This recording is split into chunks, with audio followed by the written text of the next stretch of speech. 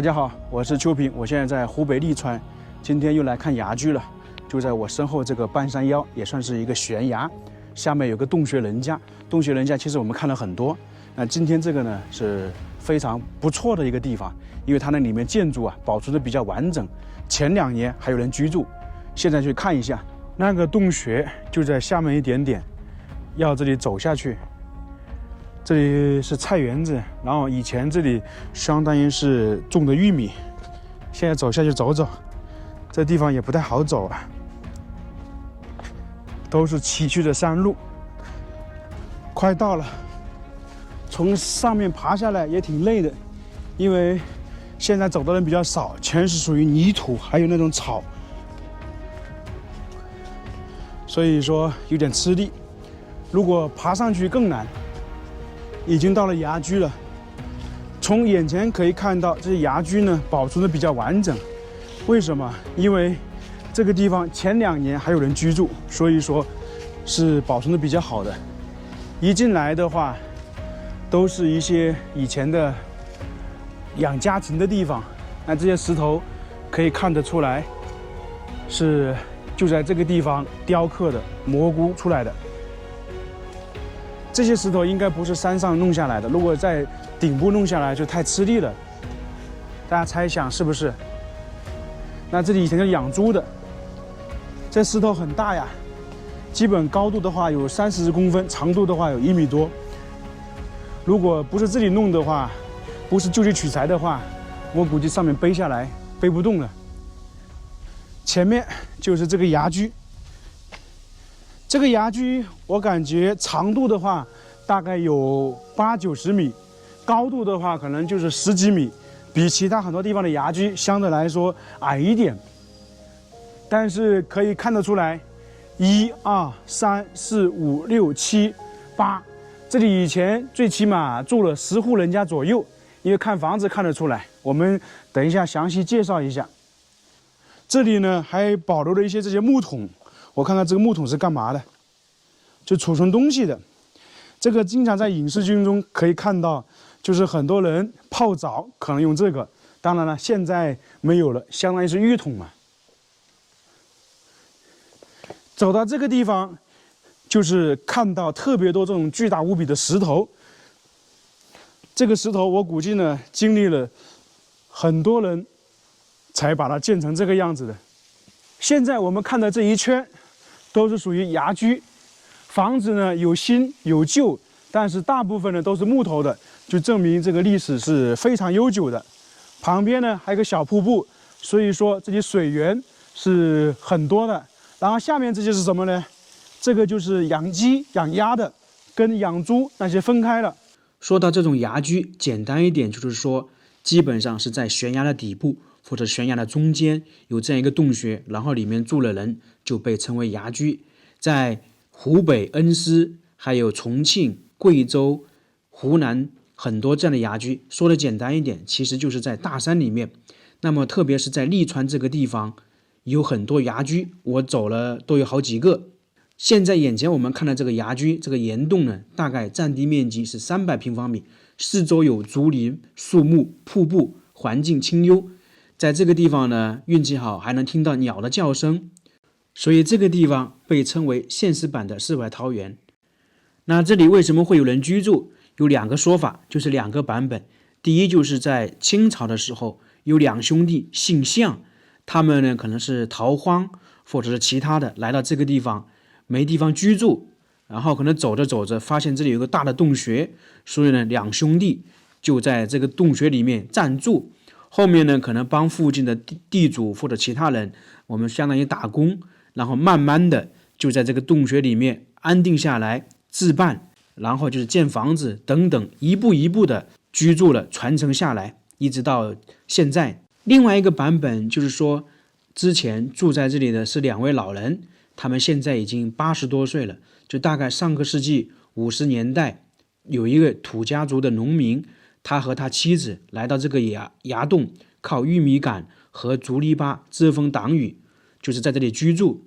一住的话，就在这里将近住了60年。按照网上看到资料，他们大概是2018年春节的时候搬到这个朝阳村其他地方去了，因为他们年纪大了，上山下山非常不方便，为了安全就把他们迁移出去了。当然离这个崖居呢也不是太远，所以呢后面呢他们时不时还会来这个地方看一看。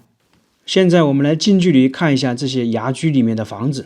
这个大家见过吧？作用很大，弄糍粑还有弄辣椒粉那些锤啊都可以用这个，但是现在的话很少见了，只能说在这些老的地方才有可能放在这里。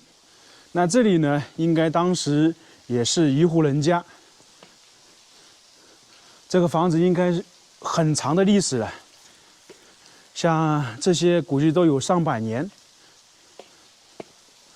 往前走一走，我特别喜欢来这些地方。那这个相当于是2层的，下面是卧室，上面也是属于卧室。它这个房子啊，基本没有顶的，为什么？它这个13就是屋顶。不知道能不能看到里面有什么？哦，看到里面没有？有床，还有那种小的书包。这里2个高低床，就当时有人住在这里，因为在这个地方房间不够，如果家里人比较多的话，那只能睡高低床了。这个房间是比较小的。继续往前走，这个大家知道吧？这个相当于晒衣服的。然后呢，特别是现在冬天，在这里可以晒腊肉、腊肠、腊鸡这些等等。我挺喜欢吃这些腊肉、腊肠的，我们家里每年都会弄。那这个东西呢有2种，一种是熏的，一种是晒的。所以说这个地方基本上都是自给自足啊。那上面看看这个房子，都是木头的。这个房子我估计起码别说100年，70、80年是有的。乘风破浪，奋勇前进。看这下面的这些标语，都起码70、80年，所以这个房子整体来讲的话，有100来年的时间。像眼前看到这个东西，大家知道吧？我们说的搭的簸箕，那这些地方是干嘛用的呢？就晒东西的。我们说现在很多东西是买的，当时以前呢都是用竹子编织而成。这个也是，所以这些东西现在基本都不使用了。那么这个地方可以看到还有线有电，那就证明一直有人居住。关键还有一点呢，这位老夫妇啊，培养了3个大学生，是3个博士生，非常了不起啊。那么我们简单来看一下，这里当时相当于是一户人家，那里是一户，那里是一户，所以说人还是挺多的。但是最后就剩下那对老夫妻在这里居住，只不过呢现在全部锁住了，我们进去不了。这个地方还是挺有意思的，有很多好玩的东西，我们现在来看看。这个东西大家见过没有？相当于石磨，我看看现在还能不能转动。哦，还能转动啊！那么以前我们说的豆腐，还有其他的东西都可以放在这上面磨。经常看影视剧也就能看得到了。现在这个东西呢，很少有人用了，基本上只能在这些地方存在。网上看资料说，这里大概是2户人家，就2兄弟啊，在这里传承了，住了100多年。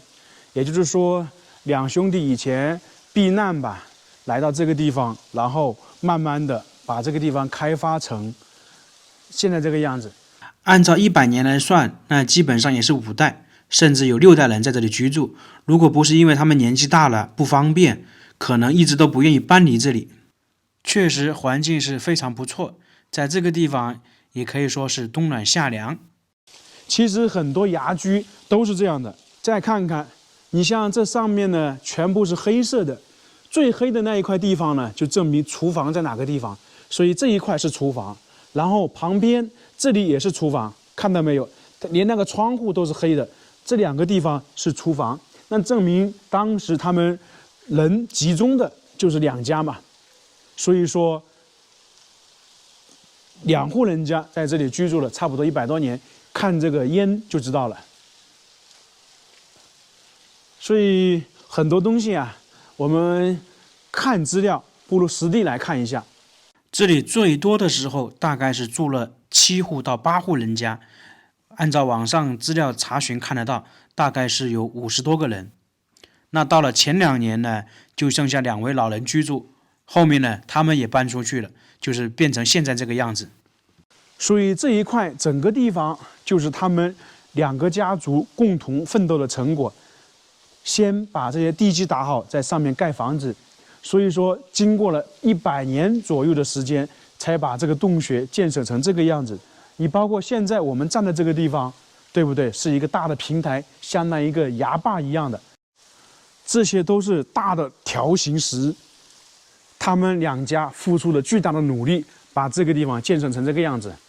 你想一想，如果这个地方没有这些堆砌而成，上面那个土啊，就可能是斜的，会倒下来。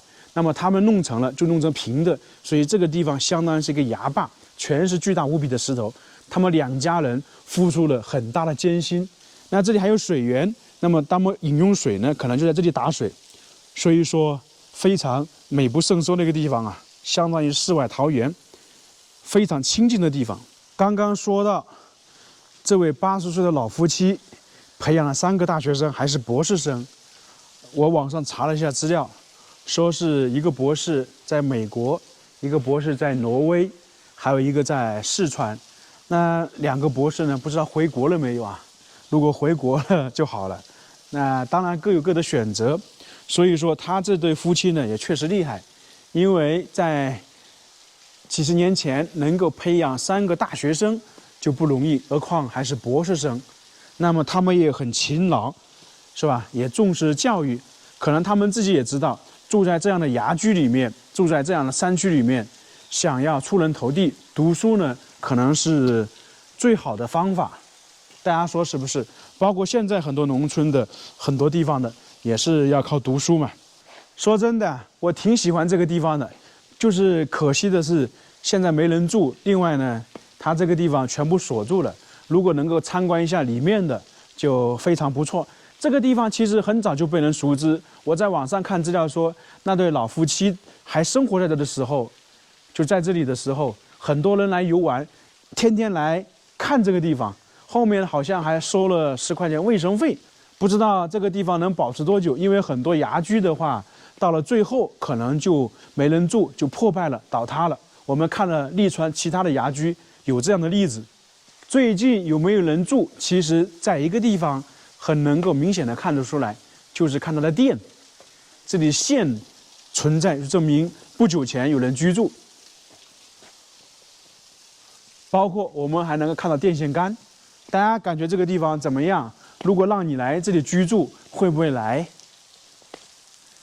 你叫我来这里居住，我可能还真的有愿意啊。就是买菜不方便，其他如果物资充足的话，在这里生活还是挺好的。当然，这个是看人，有些人喜欢热闹的，那在这里可能待不住。